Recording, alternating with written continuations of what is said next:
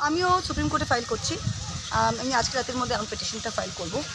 আর এটা খুবই ইম্পর্টেন্ট, কারণ ওয়াকফ বিল লোকে ভাবছে যে এটা শুধু এটা তিনটে জিনিস বুঝতে হবে ওয়াকফ বিল নিয়ে, যে এটা আর্টিকেল 14 এবং 19 এটা আমরা সবাই ইকুয়াল, আমরা সবাই এক, আমরা বিচার ব্যবস্থার এবং আইনের চোখে হিন্দু, মুসলমান, শিখ, জৈন সবাই এক।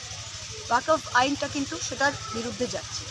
আর্টিকেল 25 to 29 যেটা আছে, যে সবার নিজের নিজের ধর্ম ফলো করার অধিকার আছে এবং নিজের নিজের ধার্মিক প্রতিষ্ঠান যেগুলো আছে সেটার রক্ষণাবেক্ষণ, সেটা দেখাশোনা করার অধিকার আপনার আছে। আপনার যেরকম মন্দির রক্ষণ করা আছে, মুসলমানদেরও সেরকম মসজিদ আছে।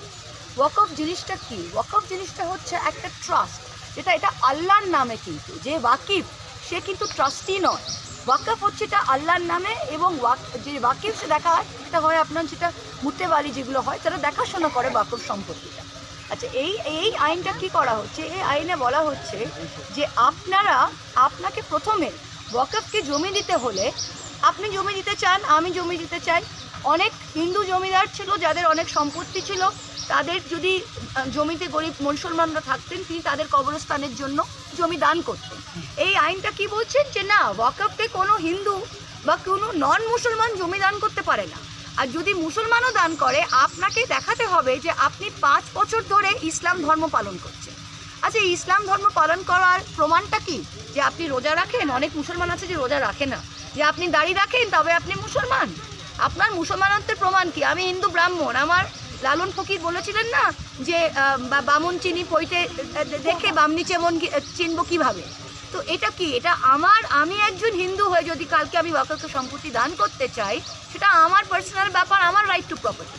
তো এইটা নাম্বার 1। নাম্বার 2, আপনি বলছেন সেন্ট্রাল ওয়াকফ কাউন্সিল যেটা আছে 22 জন মেম্বার, তাতে লিখে দিচ্ছেন যে 10 সরকার বলে দিচ্ছে 10 জন মুসলমান থাকবে, 12 জন নন মুসলমান থাকবে। তার মানে কি 12-10 সংখ্যাগরিষ্ঠতা বিনা মুসলমানের জন্য। কালকে যদি বিজেপি সরকার বলে যে 5 বছরের জন্য আমি এই ওয়াকফ সম্পত্তিটা নিচ্ছি, তাহলে কিন্তু সেন্ট্রাল ওয়াকফ কাউন্সিলে মুসলমানের হয়ে কথা বলার কেউ থাকবে না, কারণ সংখ্যাগরিষ্ঠতা নন মুসলিমদের কাছে। কাশী বিশ্বনাথ টেম্পল আপনি করতে পারবেন? কাশী বিশ্বনাথ টেম্পলে আপনি লেখা আছে ডিএম যদি মুসলমান থাকে তবুও অন্যজনকে দিয়ে করাতে হবে। তো যেটা অন্যদের জন্য করছে, মুসলমানদের জন্য তারা কি দোষ করলো? তাদের জন্য এটা কেন করছে? এইটা খালি ওদের ভয় দেখাবার জন্য। প্রত্যেকটা জিনিসে এই ওয়াকফ বিল, যেটা right to equality, right two religious prosperity, এই জিনিসটা নষ্ট করেছে এবং এটা অসাংবিধানিক। এটার বিরুদ্ধে যারাই গেছে সুপ্রিম কোর্টে, এবং আমিও আজকে রাত্রির মধ্যে ফাইল করছি আমার পিটিশন। আচ্ছা, আর একটা প্রশ্ন,